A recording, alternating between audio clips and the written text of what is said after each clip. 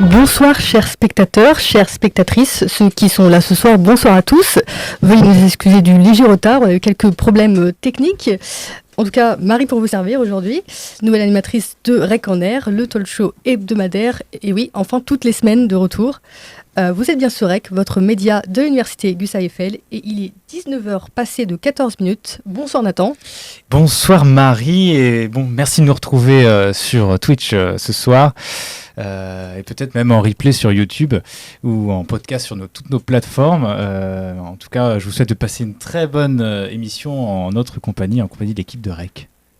Et oui, et ce soir on a Epainet et AIC. De quoi allez-vous nous parler ce soir ? Alors bon, je crois que je vais laisser AIC. Toutes les fois, c'est toujours moi qui prend la parole et qui annonce. Donc je te laisse l'honneur ce soir ici. Bonsoir le plateau.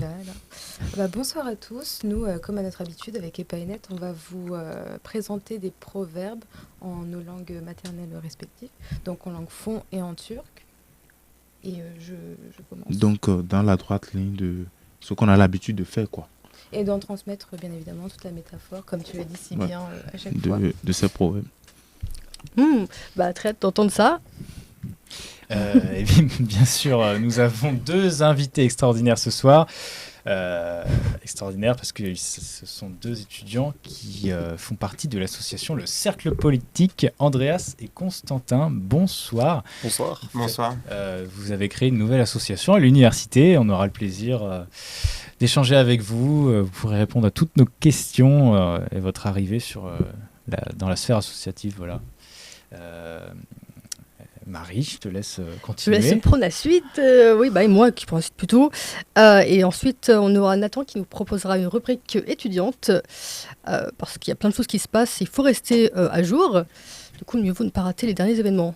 Et voilà. Et toi, Marie, tu parleras de noms d'oiseaux ce soir De noms d'oiseaux. Et oui, je parle de rouge-gorge ce soir. De rouge-gorge, waouh, ok. Oui. Et ce sera juste avant le jeu en air que tout le monde attend, bien sûr. Oui. Et on vous réserve encore une belle surprise ce soir. Voilà, donc vous êtes bien sur REC, votre web TV étudiante de l'université Gustave Eiffel. Nous sommes le jeudi 12 mars, il est 19h passé de 17 minutes maintenant, et vous écoutez REC en air. Alors, du coup on va arriver à la première partie, première partie de cet entretien avec vous, Andreas et Constantin, pour faire connaissance avec vous et votre association Le Cercle Politique. Et est-ce que vous pouvez commencer par nous dire qu'est-ce que c'est cette association Le Cercle Politique ? Alors, le Cercle Politique est une association qui est destinée aux étudiants de l'université Gustave Eiffel et qui a pour cible premier les étudiants de notre promotion, la promotion des Master 1 métiers du politique. Master 1 et 2. Master 1 et 2, exactement. Donc, nous sommes partis d'un constat assez particulier, c'est que nous avons vu qu'il y avait des grosses différences en termes d'accès aux opportunités de stage et d'emploi pour les étudiants qui n'arrivaient pas en master avec le même carnet d'adresses, je dirais, que certains d'entre nous. Donc on a voulu aider les étudiantes et étudiants à mieux s'insérer dans le monde professionnel en leur permettant notamment de faire des visites d'institutions, notamment donc le prochain événement que nous allons organiser, nous sommes très heureux en tout cas de vous le dire, c'est que ça se passera le 25 mars prochain à l'Assemblée nationale, où nous organisons une visite de cette magnifique institution. On aura l'occasion d'en reparler. Voilà, très plein de questions à ce sujet. Et donc, nous permettons aussi des événements de réseautage, notamment des cafés-débats et bien d'autres encore. Et donc, vous préparez plein de choses. Ça va être top. Exactement. Mais est-ce que vous pouvez également vous présenter un petit peu, vous deux, un petit peu formation, d'où venez-vous et un petit peu les rôles que vous avez dans cette association ? Eh bien, écoutez, moi je suis Andreas Gauthier-Mongeau, donc 22 ans, étudiant en M1 métier du politique, président de l'association Le Cercle Politique, vice-président étudiant adjoint de l'université Gustave Eiffel. Et donc voilà, j'ai fait 3 ans dans un IEP avant d'arriver ici à Gustave Eiffel. Bien, moi je suis Constantin Leleu, donc je suis aussi étudiant dans le Master 1 de métier du politique de l'université de Gustave Eiffel. J'ai 21 ans Et j'étais à l'université de Lille en licence de sciences politiques avant d'arriver dans cette université. Et est-ce que vous pouvez aussi présenter le reste de votre équipe? Nous pour avons un avec petit peu nous connaître Ahmed Kassem, qui est le trésorier de cette association. Il vient de Paris 8, il a 21 ans. Et Hugo Mott, qui a 21 ans et qui est le secrétaire général de notre association. Et j'oublie pas Sarah Sarah. Radjef, qui gère la com pour notre association et qui est déjà passée sur ce plateau et que vous connaissez un petit peu déjà. Et est-ce que Nathan, tu as des questions aussi à poser? Oui, je peux poser quelques questions si tu veux, hein, on peut rebondir. Oui. Est-ce que, qu'est-ce qui vous a motivé un peu à créer l'association, à la former en tout cas de rien? C'est globalement le manque de réseau qui entourait notre master. Notre master est relativement récent pour un master de sciences politiques. Il a une quinzaine d'années, je crois. Et on n'avait pas réellement de possibilité de, mis à part LinkedIn ou des choses plus formelles, de contacter nos anciens étudiants donc, qui sont des alumni maintenant. Ou même, nous n'avons pas la possibilité de visiter des institutions. Tout le monde n'a pas forcément de réseau au sein du master. Donc, certains ont eu la chance de faire des stages, d'autres non. Ce qui crée une grosse inégalité à l'entrée et du coup à la sortie du master. Ce qu'on voulait avant tout, c'était essayer dans une formation qui n'est pas très stimulante par sa formation, qui peut paraître parfois un peu ennuyeuse, c'était de donner quand même un certain dynamisme, quand même permettre de ne pas faire que des cours. On a un emploi du temps qui est assez flexible, donc on a notamment pas mal de temps libre pour faire de l'engagement associatif, pour faire pas mal d'activités, on va dire, extra-universitaires. Et donc cette association, elle vient un peu compléter en fait notre engagement associatif déjà que l'on a de notre côté. Ça vient porter un plus et ça vient rendre service aussi aux étudiantes et aux étudiants qui aimeraient mettre un pied déjà soit dans le monde politique ou dans le monde professionnel, puisqu'on ne soit pas que des politiques forcément, on reçoit plein d'acteurs, que ce soit du monde politique, du monde du journalisme, ça peut être notamment des administrateurs, ça peut être plein de personnes qui ont on va dire un lien de près ou de loin avec le politique. Voilà, globalement. Même plus globalement avec l'État, je pense. Globalement, t'as raison. Ok, est-ce que ça a été vraiment compliqué de créer l'asso? Est-ce que vous avez... vous connaissez un peu en politique, mais créer une asso, c'est toujours une épreuve à l'université ou pas? Ah, c'est clair. Ouais, on s'est confronté aux démarches administratives classiques. On a fait face on a quand même le service de la vie étudiant qui nous a bien aidé pour constituer notre dossier, pour nous aider à former l'association. On le remercie énormément pour ça. Mais globalement, on va dire que ça nous a pris seulement quelques semaines pour le faire. Donc ça a été relativement rapide. On a d'autres associations qui sont mis beaucoup plus de temps à se former. Nous, on a eu la chance que ça se fasse assez rapidement. Donc on est très content de cela et ça nous permet déjà de lancer les premières activités très rapidement et de déjà commencer à réfléchir sur la suite et sur ce qu'on souhaite implémenter pour notre association. Et donc, c'était quand à peu près la période de création? Novembre 2025. Ah oui, C'est vous êtes récent. vraiment... comment on dit déjà, le plus jeune, c'est... Le Benjamin. Le Benjamin la Benjamine des associations étudiantes, C'est j'ai ça. l'impression, voilà. C'est ça. Tu veux continuer les questions ou t'as pas d'idée? Non, si. Pourquoi le cercle poétique? Pourquoi ce nom? Hop là. Et toc. Si je devais répondre, je pense qu'on avait envie, en fait, par le cercle, parce que vous voyez tous la forme d'un cercle, ce qu'on voulait, c'était rassembler Les hémicycles. Voilà, ah oui, voilà. Il y a aussi cette métaphore avec l'hémicycle de l'Assemblée nationale et du Sénat. Quand vous les mettez ensemble, vous les imbriquez, ça donne un cercle. Il y avait ce petit clin d'œil, mais c'est aussi surtout comme un esprit de rassemblement, d'accord ? C'est-à-dire un collectif qu'on veut former avec les étudiants qui sont intéressés par la chose publique et qui souhaitent s'investir dans cette association. Je pense que ça fait collectif et je pense que c'est ça qui nous a peut-être guidé à trouver ce nom-là. C'est moi qui l'ai trouvé, je crois que tout le monde a approuvé ma proposition. Ok. On vous laisse dans le chat le soin de commenter votre avis sur le nom de l'association. Nathan, vous permettez une question? Tu peux poser des questions, il n'y a pas de souci. D'accord. Alors, bon, je suppose que si vous êtes en formation de sciences politiques, c'est que forcément, vous avez une certaine appétence pour la politique. Je voudrais savoir, c'est une question que j'ai l'habitude de poser aux personnes qui font ce genre de formation. Quelle définition vous pourriez donner à la politique? C'est quoi la politique pour vous? question. Les questions pièges des Je t'en Paynet. prie, Constantin. Comment définir la politique? C'est tout ce qui touche de près ou de loin, je pense déjà à la chose publique.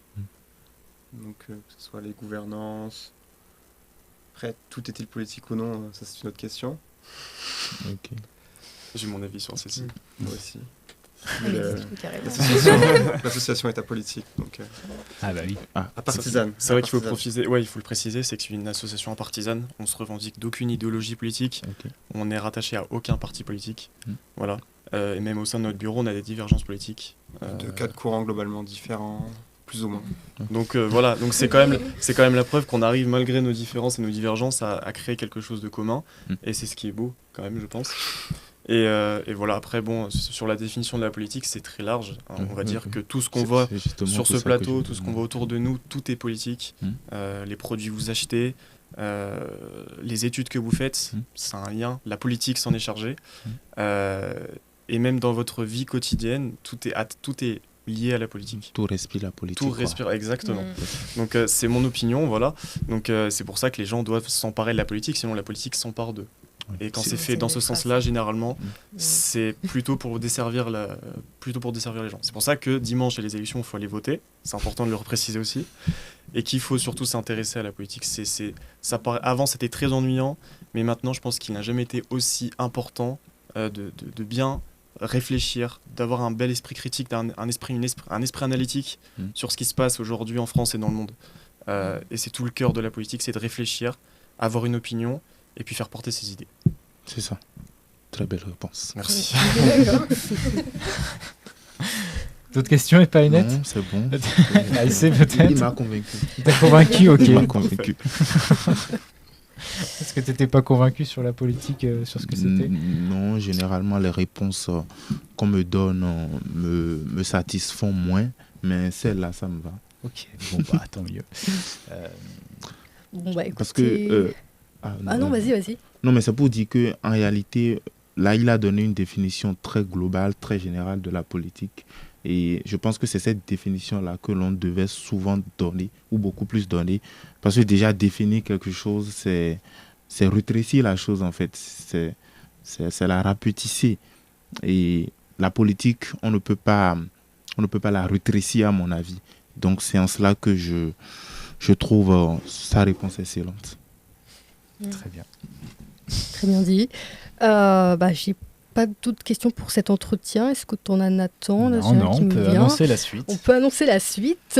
Eh bien, on va passer. Merci pour ce premier entretien. On revient vers vous Oui, très on revient- rapidement, oui, vous voilà, inquiétez pas. très, très bientôt. On va passer maintenant à la chronique d'Aïssé. Allons-y. Très hâte d'écouter ce que tu as à nous raconter. Alors du coup, je vais vous présenter quelques expressions que j'ai trouvées en turc. Et je vais commencer par vous l'expliquer en langue, à vous la dire en langue originale, puis à vous l'expliquer. Donc, première expression, Yıldız'a kement atmak, qui veut dire jeter un lasso à une étoile. Donc littéralement, tel un cow-boy, essayer d'attraper une étoile dans le ciel. Donc ça viendrait à dire de tenter l'impossible ou viser très haut. Donc ça a un sens péjoratif comme bon. Et en français, on a visé la lune, qui s'y rapproche beaucoup. Ensuite, alors cette expression, il y a un verbe qui a un double sens. Donc, bakarsan ba, bakmazsan da olur. Alors, si tu regardes, ça deviendra un champ. Bon, ça sera un champ. Et si tu ne regardes pas, ce sera une forêt. Donc, regarder dans le sens s'en occuper. En français, on récolte ce que l'on sème. Et si je devrais l'expliquer, ce serait que nos actions ont toujours des conséquences. Voilà. Ok. Ensuite, la troisième, hak yerde kalmaz, donc le droit ne reste jamais au sol. On sait très bien que dans l'imaginaire, le sol a une dimension très déshonorante, très infernale. Et bien qu'on puisse piétiner quelque chose, elle ne restera jamais au sol. Et en français, on a tout se paie un jour. Et enfin, baş üstüne, qui veut dire au-dessus de la tête. au-dessus de ma tête. C'est une formule qu'on emploie pour dire à vos ordres, mais d'une manière très soutenue, enfin très respectueuse, quoi. Donc je place ton souhait au-dessus de ma tête. La tête qui est la partie la plus noble du corps. Ok. Voilà. T'as limite choisi les proverbes en fonction de notre invité, j'ai l'impression. Tu Ah, trouves? Ah oui, Bah, j'avoue, droit, le En droit. politique, Là, oui, c'est vrai, c'est on vrai. récolte ce qu'on sème. C'est vrai. J'avoue. Bah, drôlement, oui, ça s'accorde bien. Ouais, Du c'est coup. drôle, c'est drôle. N'hésitez pas à vous en servir, du coup. Non, rien. Mais oui, voilà. Voilà les petites Toi et expressions. Painette, alors, c'est en rapport aussi? Non, je j'ai pas eu cette belle inspiration de Haïtien, mais j'ai des proverbes également qui parlent d'habitude, qui parlent d'espérance et beaucoup d'autres choses. Je peux y aller? Vas-y. Alors, Fonce. 4 proverbes également. Le premier. Mais non son wing beo, et ouais non mon so. Celui qui jette une chose, c'est celui-là qui la retrouve. Celui qui jette une chose, c'est celui-là qui la retrouve. Alors, c'est un proverbe qui exprime de manière beaucoup plus littéraire l'idée selon laquelle qui ne risque rien n'a rien. Donc, il faut pouvoir risquer dans une affaire, par exemple. Il faut pouvoir sortir, si on prend dans le cas typiquement du business, il faut pouvoir sortir quelque chose pour en récolter plus, pour en avoir plus. Donc, si tu crains ne rien sortir, si tu ne prends pas des risques, c'est que tu n'auras finalement aucun bénéfice. Donc, c'est un peu dans cette logique-là, dans ce sillage-là que l'on utilise ce proverbe. Mais non, ça, il ne faut pas craindre les risques. Deuxième proverbe. Tenokon mauto afonokuya. Tenokon mauto afonokuya. Cela voudra dire celui qui attend Dieu, ses jambes ne fléchissent pas. Celui qui attend Dieu, ses jambes ne fléchissent pas. Bon, littérairement, on dirait l'espérance en Dieu n'a pas de limite. L'espérance en Dieu n'a pas de limite. Alors, je ne voudrais pas trop m'étaler sur ce proverbe-là, mais c'est un proverbe que l'on dit à quelqu'un pour lui demander de patienter. Et à ce propos, il y a une petite vanne, je ne sais pas si l'écho est arrivé jusqu'ici dans les années 2000. Il y a eu je vais dire que c'est une polémique, oui, selon laquelle il y aurait la fin du monde. Et les chrétiens les plus zélés à l'époque et un peu frivoles aussi et naïfs sont partis, certains d'entre eux sont partis brader leurs biens parce qu'ils se disaient que c'était le retour du Christ, donc on n'avait plus rien à faire des biens, ils sont partis les brader, ceux qui doivent s'offrir une très belle vie pendant un court instant en attendant l'arrivée des années de 2000, du coup ils l'ont fait et après 26 ans après on est encore là et on attend toujours le retour du Christ. Donc ça c'était juste un parallèle, mais c'est pour dire justement que oui, c'est un proverbe qui est utilisé pour demander à son interlocuteur de patienter. Troisième proverbe, habitude. C'est pour exprimer l'habitude. On dit Yenomo mezogbe. Bonodo eblawa. Yenomo mezogbe. Bonodo eblawa. C'est un proverbe qui littéralement veut dire celui que l'on rencontre pour une première fois. L'on ne peut dire de celui que l'on rencontre pour une première fois qu'il a maigri. Okay. L'on ne peut dire de celui qu'on a rencontré pour une première fois qu'il a maigri. Donc c'est un proverbe qui veut dire qu'il faut du temps pour se connaître. C'est un proverbe que l'on dit pour exprimer l'habitude. Quatrième proverbe. Aloviaton les bisozin ou aloviaton les bisobia. Cela voudra dire que les 5 doigts ne sont pas égaux. Les 5 doigts ne sont pas égaux. Il y a un truc similaire en turc.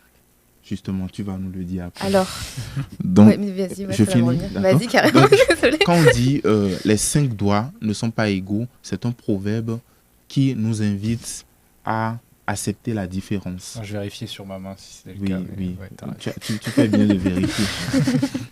Donc, c'est un proverbe qui nous invite à accepter la différence, à tolérer la différence. Parce que les 5 doigts ne sont pas égaux, donc ne sommes pas les mêmes. mais il faut pouvoir s'accepter mutuellement malgré cette différence-là. Et puisque j'aime beaucoup les proverbes, oui, mais également les citations, j'aime bien Antoine de Saint-Exupéry qui disait « Si tu diffères de moi, loin de me léser, tu m'enrichis. Si tu diffères de moi, loin de me léser, tu m'enrichis. » On peut également faire le parallèle, aller au XVIe siècle et voilà, visiter Montaigne avec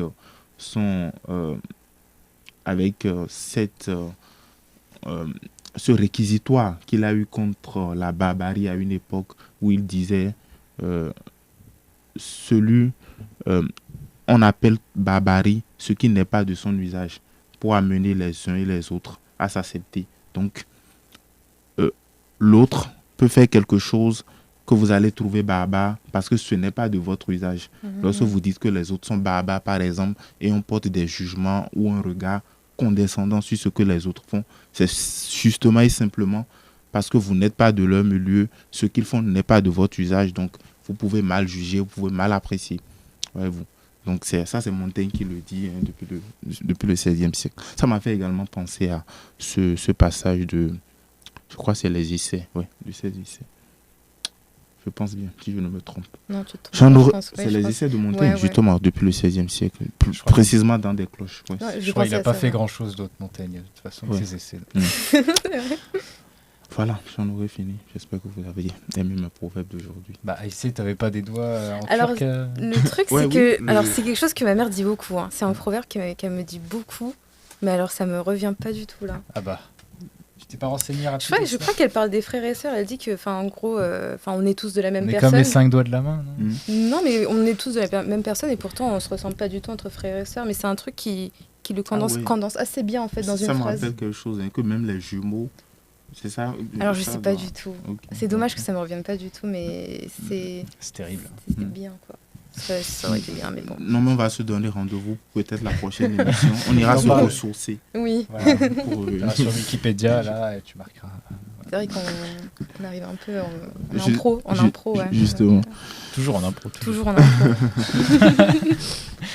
D'ailleurs, en parlant d'impro, on va passer à une chronique la plus attendue de la soirée, j'ai envie de dire.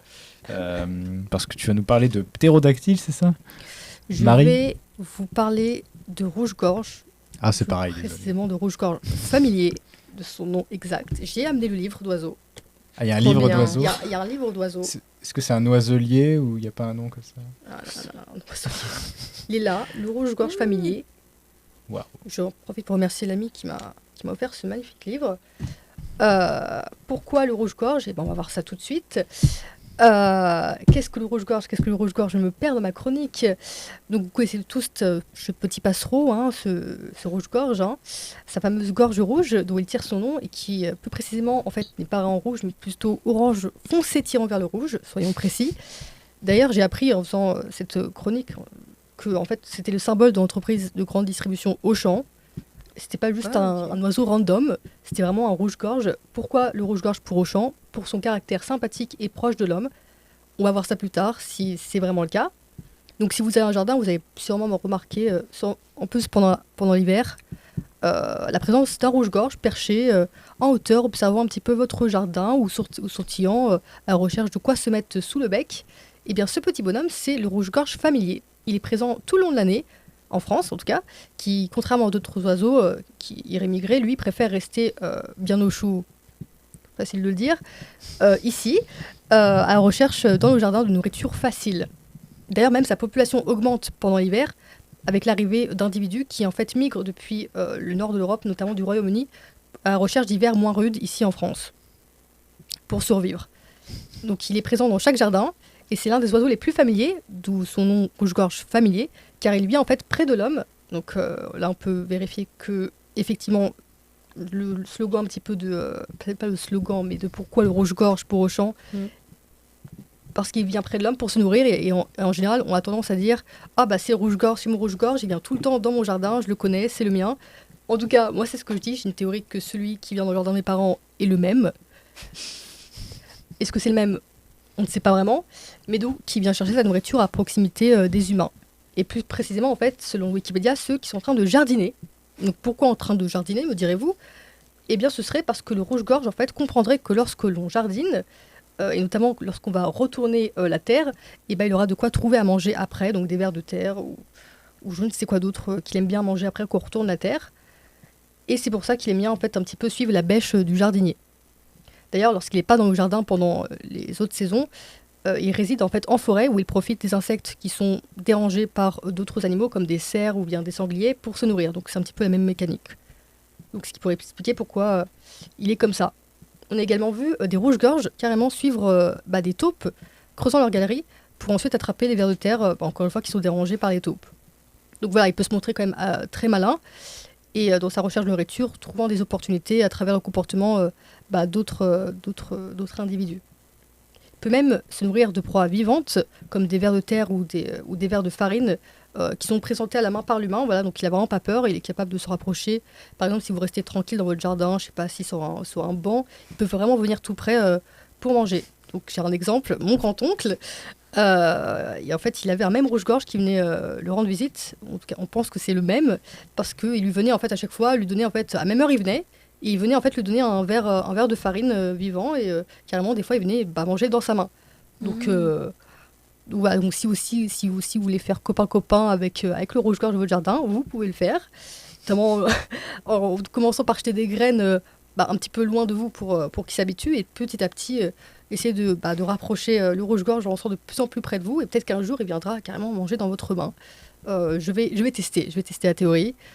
Ce sera plus intéressant de voir. Je crois qu'on en a un dans les arbres derrière Sûrement, avec à le la froid. maison de l'étudiant. Avec le froid, il y a moyen. Hein. Ah ouais. Un seul, sûrement. À Paris, on voit beaucoup de pigeons, mais Ouais, j'ai essayé avec les pigeons.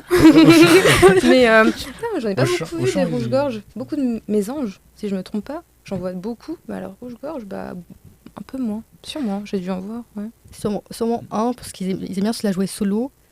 Mais si l'hiver est rude, en fait, il deviendra encore plus familier, car en fait, si vous avez déjà vu un rouge-gorge, c'est quand même assez petit. Et vu son métabolisme et le manque de nourriture, notamment pendant les hivers compliqués, ça rend très vulnérable. Et en fait, la mortalité ensuite augmente chez les rouges-gorges. Et l'espèce, est restée ici. Lorsqu'il commence à faire vraiment froid, il peut quand même, la mortalité quand même augmente. D'ailleurs, vous avez sûrement remarqué en fait, que depuis le début, je parle du rouge-gorge vraiment au singulier. C'est parce qu'en fait, si vous avez sûrement remarqué, si vous avez un jardin, en fait, contrairement à des mésanges ou des pinsons, en fait, on ne voit pas de bande de rouge-gorge.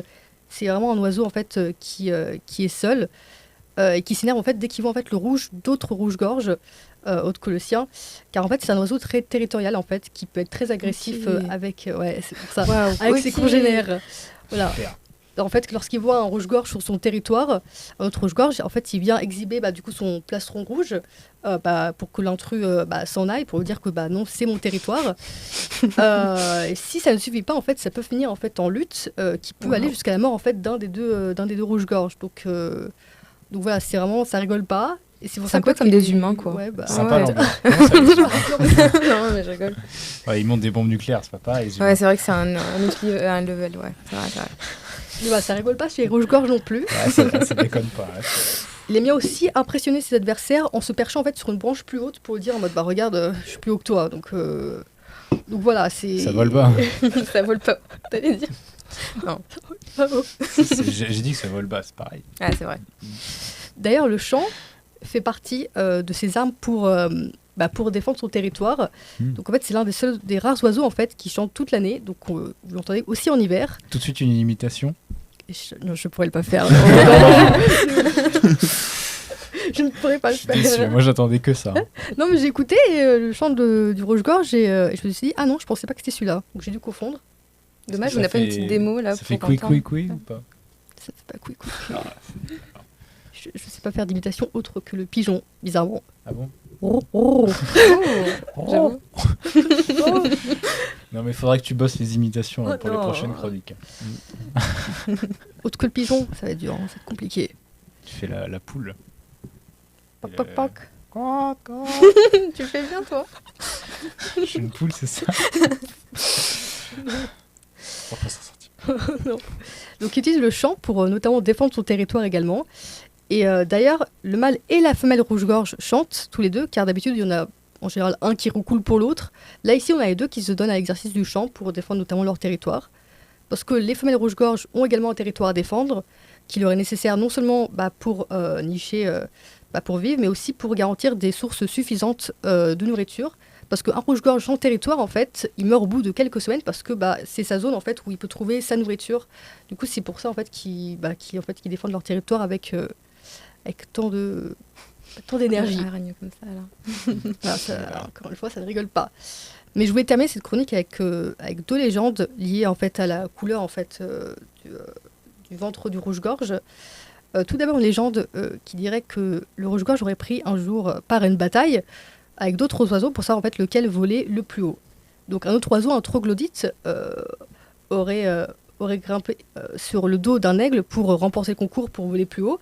Mais l'aigle vola si haut en fait, qu'il atteigna le soleil. Et alors à ce moment-là, le rouge-gorge en fait, se précipite au secours du troglodyte, mais lui aussi va trop près du soleil. Et c'est à ce moment-là en fait, qu'il voit en fait, son ventre en fait, s'embraser et devenir rouge. On a une autre légende qui dirait que lors de la crucifixion de Jésus, on a un rouge-gorge, autour à la religion un petit peu, qui serait posé sur son épaule et lui a essuyé les larmes du Christ et retirant de son bec les épines de sa couronne qui lui baissait la tête. Et à ce moment-là, une goutte de sang serait alors tombée sur la gorge de l'oiseau. C'est une belle image. Deux belles légendes qui pourraient montrer d'où vient le rouge, de ce fameux rouge-gorge. Ok. Merci Marie. On va pouvoir passer à la rubrique actualité étudiante d'ici quelques minutes parce qu'on va prendre une petite pause histoire de réviser nos bruits d'oiseaux. On revient juste après quelques minutes. Et peut-être régler aussi quelques problèmes techniques. On revient tout de suite. Donc nous sommes de retour, sans plus tarder retrouver les actualités étudiantes avec Nathan. Merci Marie. Reprise dans la joie de cette émission avec les actualités étudiantes bien sûr. Ça bouge beaucoup à l'université, je le dis chaque semaine, mais n'hésitez pas à essayer d'en savoir plus sur ce dont je vais parler. Niveau association étudiante, il se passe bien sûr plein de choses. Le Fuzz Festival arrive toujours. Vous pouvez commencer à prendre vos places. Même si l'événement a lieu le 26 avril, ça reste un très gros événement, un gros festival qui aura lieu ici à la Maison de l'étudiant. Donc n'hésitez pas à vous renseigner sur les artistes qu'il y aura. Ce sont des artistes émergents, on va dire, de la scène de l'université. Enfin, pas forcément de l'université, mais de l'Île-de-France. Je tiens à dire que pour y avoir été les années précédentes, c'était quelque chose de très intéressant. Donc comme les places partent rapidement, n'hésitez pas à aller vous renseigner, à prendre vos places aussi. Il y a un compte Insta, fuzz.festival, et donc si vous suivez l'Instagram de Rec, vous pouvez voir, on a republié à peu près plein de choses de eux. Le festival aussi cherche des bénévoles pour aider à son organisation, le jour J notamment, qui toute une logistique à faire, et donc il y aura besoin de bénévoles comme sur beaucoup de festivals. Vous pouvez aussi, comme actualité étudiante, on rappelle que tous les mardis et tous les jeudis de 16h à 20h, l'association Noisylien tient la fripe du campus qui est donc située dans la résidence Crous de l'école d'architecture qui est en face du bar Golden pour les plus habitués d'entre vous. Et le Clé Galilée si jamais vous êtes moins bar. Et donc ils font une soirée upcycling le 21 mars et d'autres événements à suivre. Donc n'hésitez pas à aller voir sur leur Instagram. On a republié avec Rex si jamais vous n'arrivez pas à le retrouver. Pour parler d'événements qui ont lieu la semaine prochaine, pour le coup, DICE, une association tournée autour du jeu de table, jeu de rôle, jeu de société, et, jeux vidéo, tout ce qui est des jeux en fait, fait une séance spéciale Semaine de la francophonie qui aura lieu donc mardi 17 mars à partir de 17h à l'Agora de la bibliothèque universitaire qui est juste à côté d'ici. Vous pouvez encore, attendez que je vérifie, oui c'est un événement qui a lieu demain à ne pas rater, les IMACAN, Donc, le groupement des ingénieurs créatifs, GEEK, une association qui regroupe tous les ingénieurs de la formation IMAC, organise une sorte de festival de films à laquelle ils projettent à peu près tous les événements, tous les films qu'ils ont fait pendant leur formation. Et donc, c'est un événement à retrouver demain à 19h à l'amphi Marcel Dassault à Lessier. Pour parler pour parler association culturelle hispanique, Crisol organise des ateliers d'écriture. Alors, on a mal suivi les infos parce qu'apparemment le premier était actuellement en fait. Donc, je suis désolé, on n'avait pas l'information avant, mais sachez qu'il y en aura un mardi prochain à 18h30, mais ce sera à Créteil. Donc, je ne sais pas dans quelle mesure ils organisent des événements partout en Ile-de-France, mais il y en avait un ce soir à Champs-sur-Marne. Pour parler d'autres événements qui ont lieu à l'université, il y a la fête des langues et de la culture qui aura lieu, je ne sais plus quelle date exactement, j'essaie de la retrouver, désolé. Ce sera le 9 mars, non c'est pas le 9 mars, c'est déjà passé. Bon, je suis déjà perdu, mais allez voir, ils ont un compte Instagram qui s'appelle FLCUGE. Donc on a sûrement republié avec le compte de REC également, et donc voilà, merci le chat. Ce sera le 19 mars. C'est un événement organisé par l'université, plutôt sur la filière LCS, et donc j'ai via toutes mes relations eu plusieurs exclusivités REC. On peut teaser un peu l'événement. L'année dernière ça avait fait venir beaucoup de monde, donc voilà, les activités. Ce sera encore une exclu rec. Il y aura un bal écossais, voilà. Je ne sais pas à quoi ça ressemble. Ça a l'air assez particulier. Il y aura de l'escrime médiéval, de l'initiation au flamenco, un atelier broderie selon tradition quechua, des créations de masques de carnaval italien, découverte d'instruments réunionnais, dégustation de spécialités culinaires de plusieurs pays et des jeux ludiques chinois. Voilà, donc un programme très chargé. Le programme est encore sujet à modification parce que je l'ai tellement eu à l'avance que voilà, mais n'hésitez pas à vous renseigner et à parler autour de vous de cet événement qui fête un peu les cultures et la société. Pour continuer sur les événements un peu plus institutionnels, mon master, c'est pas fini, hein. Vous avez jusqu'au 16 mars. Il vous reste quelques jours pour vous inscrire sur les masters. Si vous êtes en L3 ou vous voulez faire un changement de...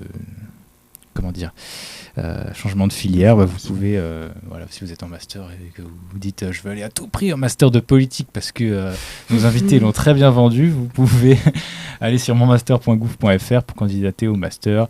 Il y en a plein à l'université. Donc la dernière fois je vous ai parlé des permanences du SEO, et donc en fait elles ont lieu les mardis matins de 9h30 à 11h30. Et ce sera jusqu'au 31 mars. Donc, si vous avez besoin d'aide de professionnels de l'orientation, c'est sans rendez-vous. Plus d'infos sur l'intranet. Et donc, c'est déjà bien pour cette campagne d'événements. On essaiera de revenir la semaine prochaine avec d'autres nouveautés, peut-être. Je ne sais pas si ça vous a plu. En tout cas, Marie, moi, je te laisse continuer. Ah non, c'est moi qui suis censé continuer. Oh là là. Ah, je peux prendre... Non, mais je vais quand même dire un truc. Allez suivre RecUnivFL, le compte Insta de notre association, parce qu'on republie absolument plein de choses qui se passent sur le campus. Donc vous pourrez suivre plein de choses. Et bien sûr, on va repartir sur l'entretien avec nos invités. Et première question, du coup, comment on peut avoir vos actualités? Comment on peut suivre ce qui se passe avec le cercle politique? Je suppose que vous avez un Instagram, vu que je l'ai vu. Bien sûr. Nous avons un Instagram qui est @le cercle politique tout attaché.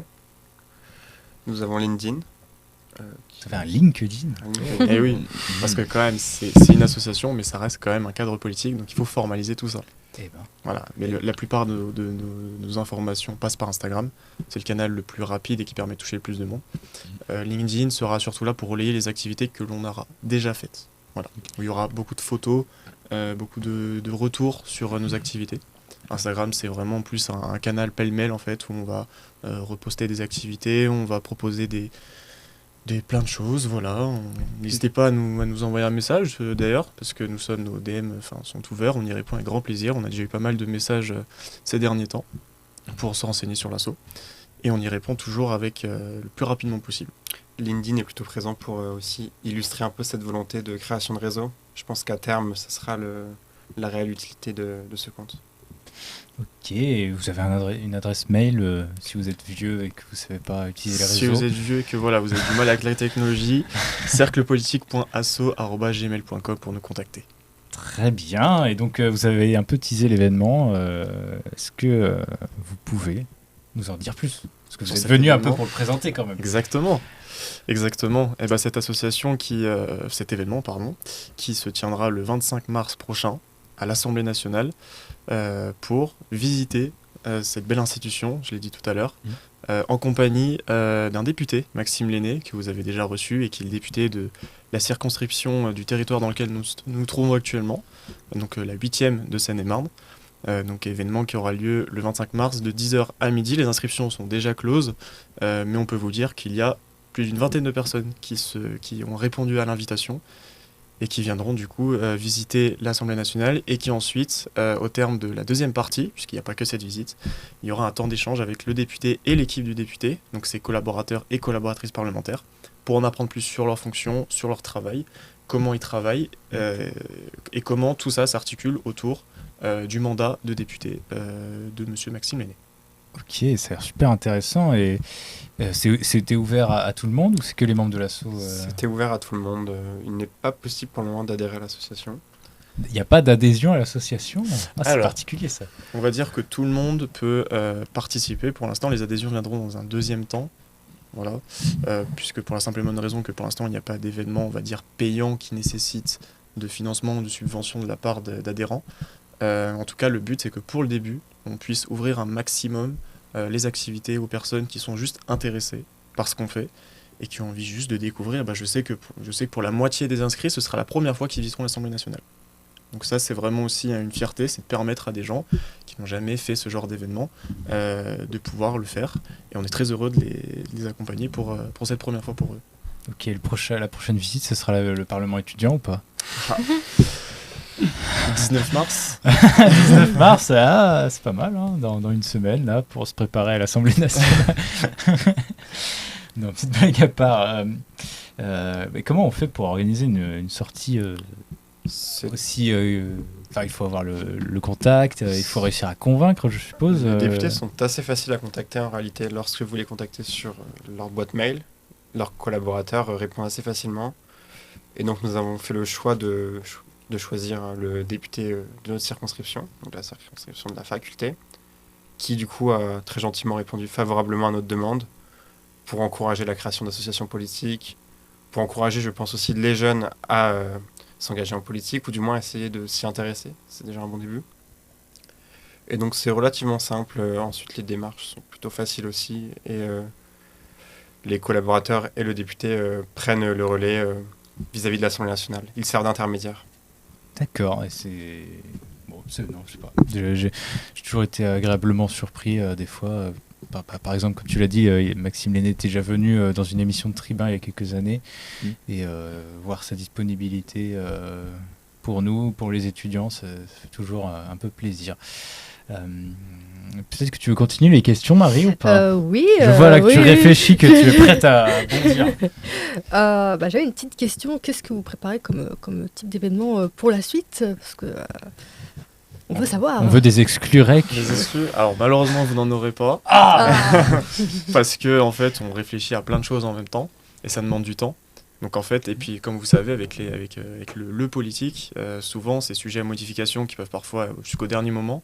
Donc on peut très bien nous dire oui, et puis 2 jours avant être débranché pour une raison qui est évidemment plus importante que la nôtre. Mais en tout cas, ce qu'on peut vous dire, c'est que on va essayer d'organiser un maximum d'activités pour mettre en lien les étudiants et les acteurs du monde politique. Voilà, comme j'ai dit en propos liminaire tout à l'heure, on aura des élus qui viendront, on aura des journalistes, on aura des administrateurs, viendront faire un amphi, qui viendront parler de leur métier, qui viendront parler d'eux, de leur parcours.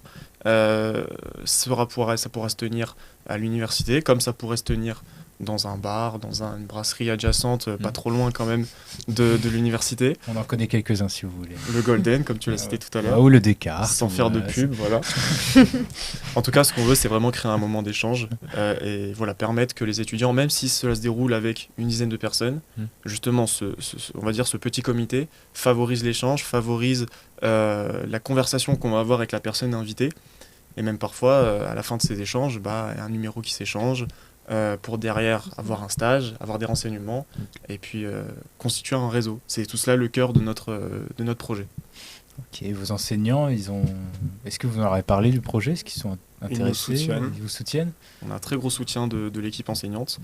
On sait qu'ils sont derrière nous dans nos projets. Voilà, notamment le premier, ils sont très heureux qu'on puisse organiser cette visite à l'Assemblée nationale pour notre premier événement, qui est dans un cadre majestueux quand même. L'Assemblée nationale, c'est chapeau de roue, hein. La Chambre des représentants de la représentation nationale, c'est pas rien. Et il y a vraiment une très grande satisfaction de leur part. Et on sait qu'en cas de problème, on peut compter sur eux et qu'ils seront là pour répondre à nos attentes et à nos interrogations.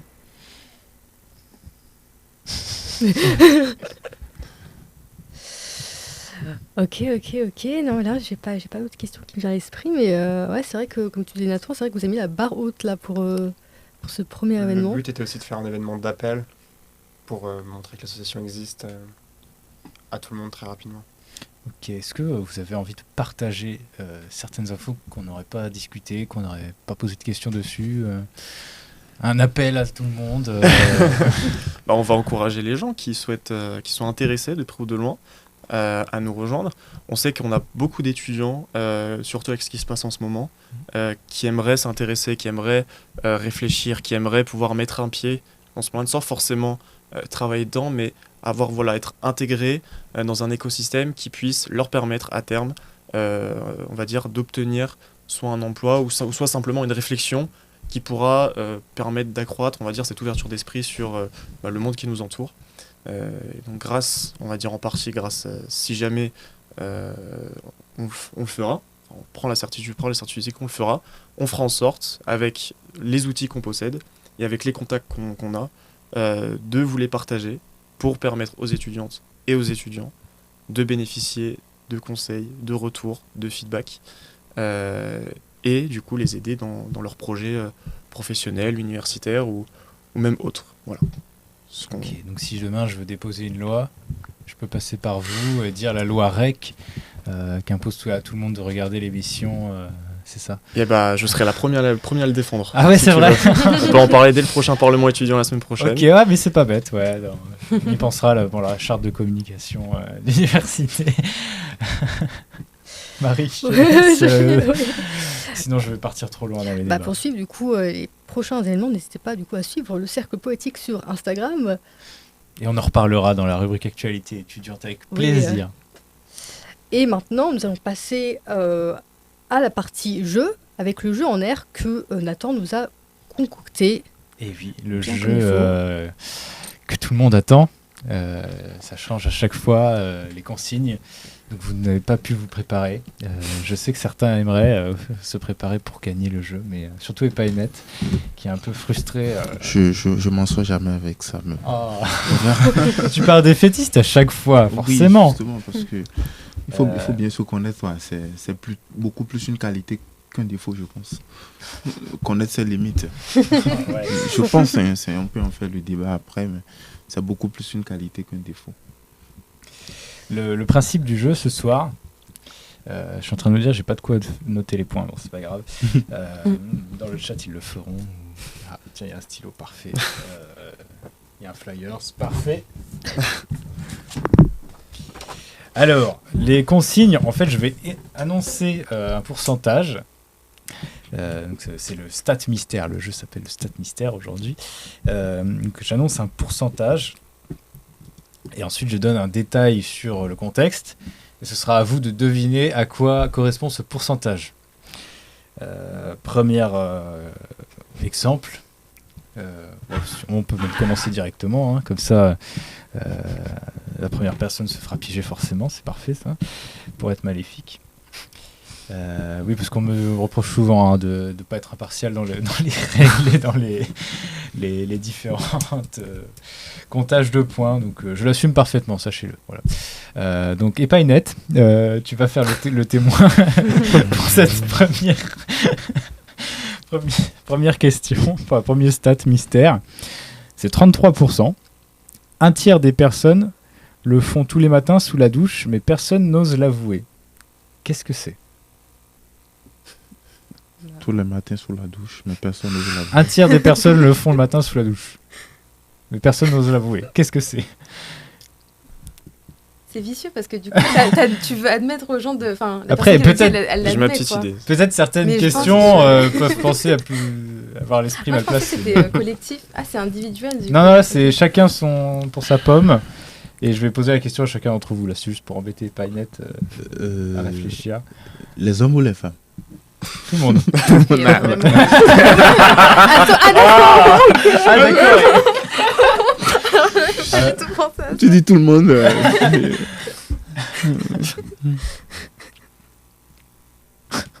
Franchement, je sais pas. Je pensais pas que tu allais tenter une petite question pour aiguiller comme ça, là. Est-ce que quelqu'un a une idée autour de la table? Je dirais uriner sous la douche. Eh bah, franchement, oui. bien joué. Voilà. Et en plus, j'ai l'impression que tu as lu ma note. C'est vraiment marqué uriner sous la douche. Donc, c'est pas mal. C'était la question test. T'es pas nette pour t'embêter. T'inquiète pas. Bon, on va commencer sérieusement cette fois. Marie, puisque tu es Oula. la plus proche de moi. On commence par 62% d'entre nous adorent sniffer ce truc, cette odeur, si tu veux, alors que c'est très toxique. Hmm. Qu'est-ce que c'est? Bah, je dirais directement pour les trucs qui me viennent à l'esprit, je sais pas, le gasoil ou de l'essence ou. Et bah c'est ça, Ouais, l'odeur ouais. de l'essence. Ouais, ouais, Waouh. ouais. Et bah Marie, tu perds pas de temps pour prendre la tête. Bien joué. Faut que je cherche sur le cul là pour le coup. C'est le premier truc qui me vient à l'esprit. pour le coup. Donc tu adores sniffer l'essence. Tu fais Bah, partie des quand- 62%. bah non, mais quand on va à la station essence, j'aime bien l'odeur. Enfin, j'aime bien, mais l'odeur ne me gêne pas. Du coup, je fais partie de 62%. Ok, bon bah. pense. Quelqu'un aime bien sniffer de l'essence aussi Pas ou pas? sniffer, mais. Avec Pas les de- prix de maintenant, on n'est plus trop. Ah ouais, là, ça pique plutôt là. Ouais, voilà. Très bien. Constantin, que je me trompe pas dans ton prénom. Question suivante. 80% des gens font ça dans les 15 minutes qui suivent leur réveil, avant même de dire bonjour. Qu'est-ce que c'est? Regardez leur téléphone. Purée, mais ils sont trop forts, ils sont trop forts. Tu oui, aurais, c'est pu, ça. tu aurais pu me donner ça. Bah ouais, je C'est sais très pas, les imaginatif. choses sont un peu plus. Et tu regardes pas les réponses, toi, attention. Ah non, non, pas du tout. Je Ouais, les ouais. vois pas de toute façon. C'est C'est ça, pas une ouais. si bonne Je trouve que idée. les questions sont un peu simples, hein, si je peux me permettre. C'est vrai? Un peu. Non, mais ça, c'était simple. Le précédent, J'espère que c'était tu vas simple. avoir la La pire, précédente, Ouais, était- voilà, t'as pas vu la la suivante. précédente était simple. Donc, attention, 75% des propriétaires d'animaux font ça alors qu'ils savent très bien qu'ils n'auront jamais de réponse. Appeler les animaux par leur prénom. C'est acceptable. Hein. Ouais, parler à leur animal comme à un humain. Ça De vaudrait, la- ça vaudrait pas 0,5. C'est un demi-point. C'est un demi-point. Ah oui, si, Pour tu moi, veux, c'est un si demi-point. toi-même tu le dis, les viewers sont témoins. Je ne suis pas. J'aurais pu plaider pour On qu'on peut te faire donne un les vote 1 autour de la point. table. Non, non, un demi-point. Merci. Comment je marque un demi-point alors que je fais des bâtons moi Tu fais une moitié. Je fais un T. Moitié de bateau. Une moitié de bâton. Ah, oui, mais- Merci. Et pas Inette. Oh. On va voir si tu tombes que sur les questions difficiles. Ouais. En plus, elle est infernale. J'espère qu'on Ah oui, non, qu'on- ça qu'on va. n'ira pas à la douche encore. Un homme sur 5 avoue porter ce vêtement 2 jours de suite, voire plus, sans le laver. Oh, bah. Quel- C'est quoi Qu'est-ce que c'est? Non, franchement. on On dirait que tu fais exprès là. Je t'assure que c'est du hasard. hein. J'avoue. Alors, on répète. Un homme sur 5 avoue porter ce vêtement 2 jours de suite, voire plus, sans le laver. Un homme sur 5, un vêtement qui serait convenable de laver tous les jours, Ah, mais que certains utilisent plusieurs jours d'affilée. ok. Les sous-vêtements là, non? C'est ça, non? Ça s'appelle comment? Bon, je ne sais pas comment vous l'appelez, nous on appelle ça caleslip. Caleslip, bon, caleçon. Caleçon, ouais, nous on appelle slip, ça caleslip. comme tu bon, veux. ok, si vous voulez. C'est validé, Caleslip, voilà. bah, enfin, ça. Non, mais tu as explicité du coup, et là, Ouais, bah, je t'ai un peu aidé je suis quand rentré même. dans l'idée. Pas vraiment. Le chat pourra témoigner de ma clémence. AIC. C'est un phénomène flippant. 50% des gens ont déjà senti une vibration dans leur poche alors qu'il n'y avait rien. C'est quoi le nom de ce phénomène? J'ai bizarrement tourné cette question d'ailleurs. J'avoue que c'est dû.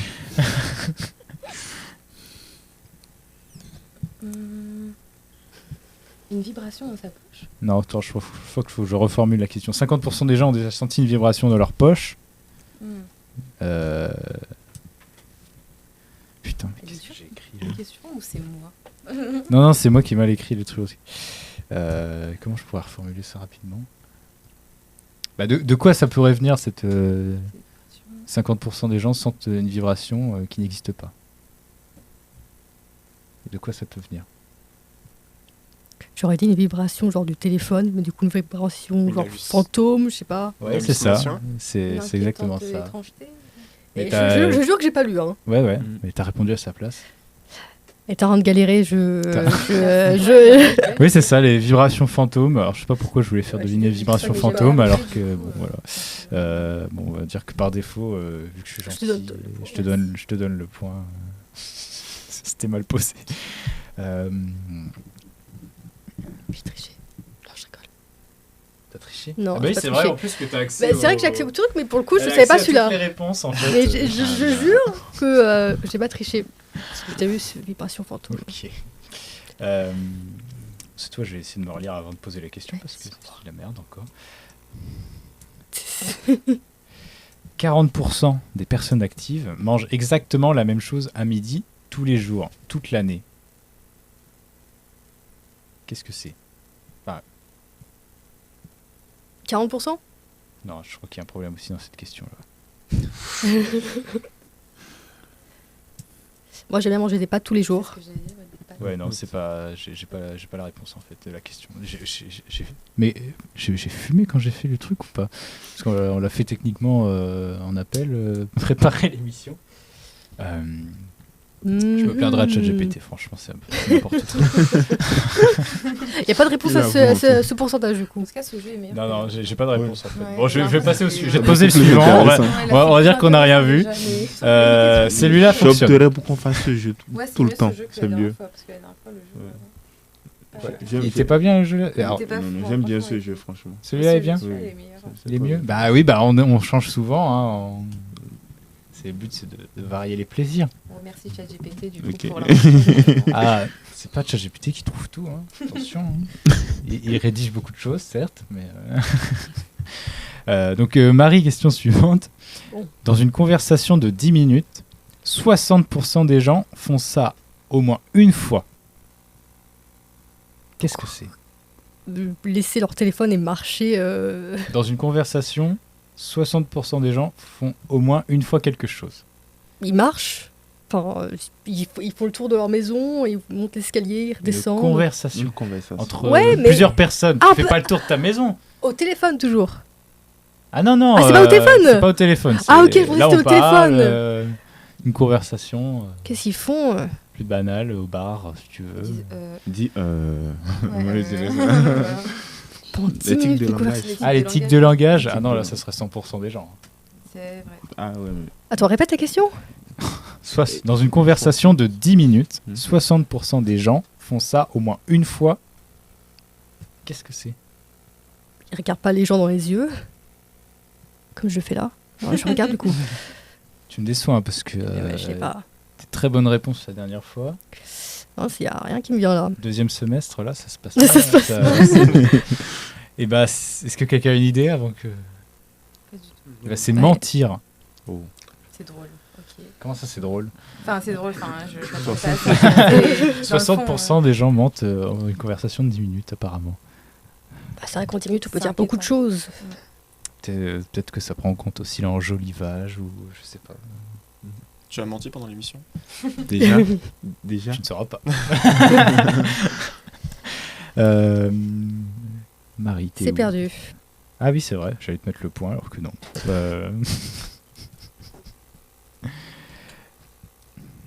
Question suivante pour Constantin. 39% des gens font ça alors qu'ils sont aux toilettes. Être sur leur téléphone, j'imagine. Alors il y a une précision, Jouer à un jeu sur son c'est téléphone. quand ils sont au travail. Enfin, qu'ils font aux toilettes au travail, tu vois. Sur leur lieu de travail. 39% des gens font ça aux toilettes. Au lieu de travail. Comment ne pas le dire vulgairement Ce sera vulgaire, je pense. Ah, oui, d'accord. Non, c'est pas ça. Ok.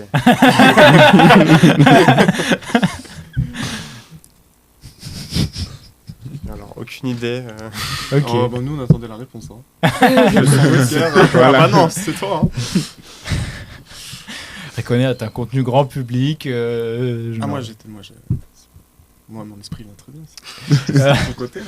Non, bien sûr, c'était. Est-ce que, à moins quelqu'un veut dire autre chose, c'est consulter leurs emails professionnels. D'accord. La question était piège. Non, pas Oui, du oui. tout, pas du tout. C'est pas vulgaire de consulter ces mails? Bah oui. Évidemment. Je me dis, pourquoi ce serait vulgaire Bah, l'image de prendre son PC aux toilettes me paraissait vulgaire. Je sais pas. Je sais pas quand ils font sur leur téléphone, sur leur. Moi, j'ai pas envie de savoir. Oh, je vais passer des questions parce que ChatGPT m'a préparé des questions un peu nulles. Là. Tu en prends une belle. Faut changer d'IA. Bah, en plus, je varie à chaque fois. Ah, C'est pour ça qu'on n'a pas vraiment les jeux qui se Ah, ressemblent. Je d'accord. varie. Un coup, c'est Gemini, ChatGPT. Et alors Jusqu'à maintenant, c'est quoi le meilleur? Je sais pas. Si les plus assidus d'entre vous auront regardé le tout premier épisode de Reconner qui date de janvier 2023. Et c'était un épisode où on faisait une démonstration de ChatGPT qui venait vraiment de sortir. Et je préparais le jeu en live en posant des questions à ChatGPT. Donc ça date pas d'hier, cette tradition. Andreas. Ça arrive à 15% des gens. Putain, c'est encore mal. Au milieu d'une phrase. Ça arrive à 15% des gens. Non, c'est pas acceptable ça. Mais non, mais en fait, c'est sous forme de note. Alors, j'arrive pas à formuler la question comme il faut. Quand tu échanges tes contacts avec quelqu'un, ça arrive à 15% des gens de ne pas réussir à faire quelque chose. On a trouvé le prénom. Non. Quand tu échanges un contact. Oui, tu échanges C'est ça. un contact avec quelqu'un. 15% des gens n'y arrivent pas. À trouver l'application contact pour. C'est drôle ça, mais ça aurait été drôle. Non, c'est à retrouver leur numéro de téléphone. D'accord. C'est 15%. Parce qu'il y a des gens qui connaissent pas leur numéro de téléphone. 15% Apparemment 15%. Ok. Ils savent pas le retrouver, enfin pas où le retrouver. Je sais pas. Ok. Et pas net. Hmm. Je pense que tu vas avoir le plus dur. Hein. Oh, franchement. Pitié. Pitié. 48%, donc c'est la stat. Près de la moitié des gens, donc 48%, ont avoué avoir espionné quelqu'un sur les réseaux. 48%. Et quelle est la personne espionnée? 48% des gens avouent avoir espionné quelqu'un sur les réseaux. Mais qui? Le S. Ben voilà, t'es trop fort en fait. Bah, pas vraiment. 48% apparemment des gens espionnent. C'est très intuitif là. C'est très intuitif. Oui, bah oui, C'est c'est très vrai. intuitif ça. Bah, ou alors que peut-être que tu fais partie des 48%. Non, du tout pas. du tout pas. Moi, Je- ça me Du soit tout pas pas, venu à je- l'esprit. Mais Bah, dans l'imaginaire collectif. Ça m'a rappelé en une vrai, histoire, c'est tout. on t'entend pas si tu parles pas dans le micro. ouais. Bah, dans l'imaginaire collectif, en vrai, je pense que Ça- c'est la plus. Ça m'a rappelé une histoire, mais bon. On n'a pas le temps de raconter ça. Mais ici. si on a le temps, il reste 2 minutes avant la fin de l'émission. Il y C'est a parfait. Issé qui doit passer. Bah, c'est parfait. L'histoire est assez kilométrique, donc 2 minutes ne suffiraient pas pour la raconter. Tu nous teases là, c'est terrible. Hein. On a Non. envie de savoir. Hein. Après, ouais, off justement, après, donc je suivez pense. la reconnais de jeudi prochain. Ah, tu vas en Et parler Ouais, je vais en parler. Tu feras une chronique des Painettes spéciale Voilà, je suis ça. anecdote kilométrique. On va mettre ça. Anecdote kilométrique. C'est quoi ce nom? Je savais pas qu'on pouvait dire ça pour un truc à rallonge, mais bon.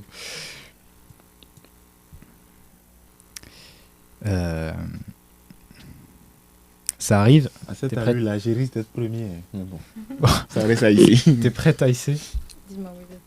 Ça arrive à 1 personne sur 4 quand elle regarde un film. Qu'est-ce que c'est?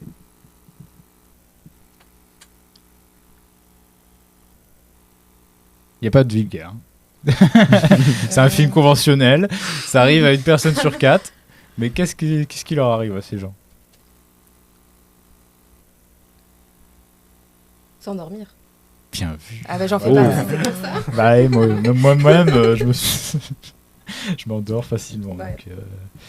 Donc, voilà. Est-ce que vous avez envie Ça, qu'on c'était refasse la un question. tour, même si c'est un peu chaotique ou pas du tout? Pourquoi pas? Parce que Allez, allez. pour le moment, il y a égalité entre Painette et AIC. Sérieux? Non, on Non. mérite pas.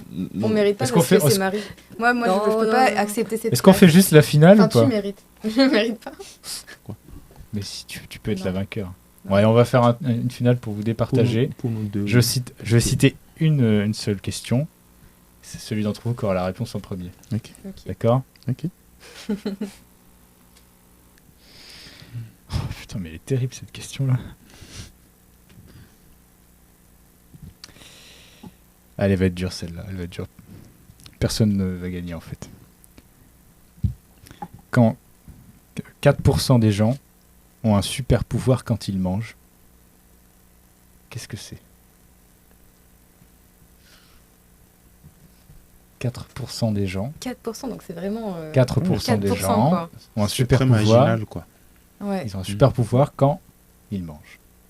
Mais qu'est-ce que c'est? Ce pouvoir. Qu'est-ce que c'est que Ouais, ce on pouvoir? peut dire. Est-ce que c'est vraiment un super pouvoir? Je ne sais pas, mais ils ont une particularité. Un pouvoir. on peut dire ça. Il ne mastique pas. Non. Ah bon, mais là, il faut tenter tout le coup. Là. Oui, il faut tenter, c'est Il faut vrai. tenter. Je sais pas, ils digèrent bien après, ils vont direct aux toilettes après. Non, ou- ça reste.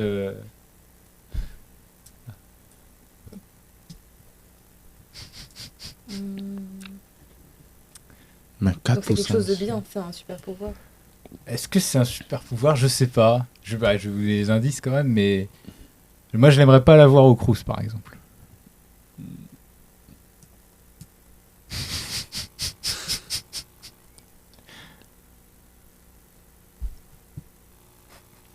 Franchement, je vois pas. C'est que ça me travaille en plus. Là, Ah oui C'est la question difficile pour vous départager. Vous serez le grand gagnant du jeu de Réconner. Du jeu on air. 4%. Grosse.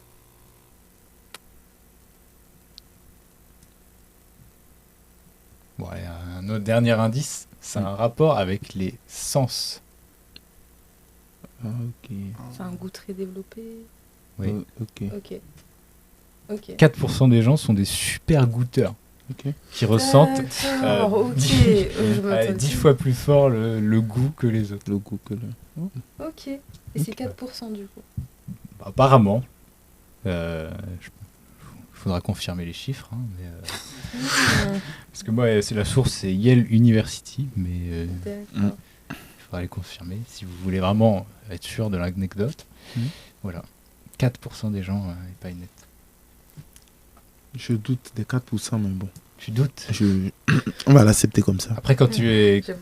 quand tu ressens beaucoup plus le goût, bah, tu le ressens beaucoup plus tout le temps. Donc peut-être que tu vis comme tout le monde. Hein. Mhm. Enfin, Oui, mais se trouve, on le laisse sans le savoir. c'est possible. C'est possible. Ceux qui traitent les gens de de Doberman là, quand ils mangent des trucs dégueux. C'est eux en fait, voilà. Ça fonctionne à des fois pas si bien, mais bon. Je te laisse terminer, Marie. Merci à l'équipe de REC de votre présence pour aujourd'hui. Merci à tout le monde. Merci Marie. Oui. Coup d'essai, coup de maître. Oui, merci Marie. Hein. Coup d'essai, coup de maître. Donc, Tous les semaines, tu vas animer Reconnaître, c'est ça? Alors non. Ah, mince. Alors, Je non. pensais pouvoir partir. Une semaine sur 2, c'est ça? On verra. On verra. On verra. Comme ça, vous serez au rendez-vous pour voir qui anime. Oui, il faudra C'est- venir voir alors. en fait. Ce sera un peu la surprise à chaque fois. Peut-être ce sera pas net la prochaine fois. peut-être, pourquoi pas. Bon, on va tous tourner. Je m'engage pas trop, mais pourquoi pas. Moi, j'aime bien lancer des choses comme ça engage les gens. AIC, c'est ça? La semaine prochaine, AIC. Hein. C'est beaucoup de responsabilités. Ah, et c'est une grande Mais- responsabilité. Pourquoi pas? À Voilà. voir alors. Tu pourras mettre sur ton CV. Ouais, voilà. C'est vrai. Reconnaître. Animateur On économique. pourra dire que t'as gagné le jeu honneur en plus. Ça fait classe, hein. Ouais. Je pourrais même mettre le lien, qu'il y aura le lien. Ça, c'est YouTube. une étoile hein, dans le CV. Tu Ouais, as les gagné gens, le ils vont, Reconnaître. J'avoue.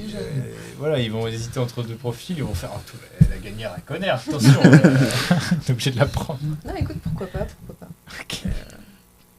On y réfléchira alors. Merci à nos invités d'avoir Merci à vous. été là. Merci de nous avoir accueillis. Et on se retrouve la semaine prochaine pour de nouvelles aventures avec d'autres invités. Donc restez bien à jour sur Instagram pour savoir qui ce sera. Même jour, même heure. Et voilà, merci. Ciao, ciao. Salut!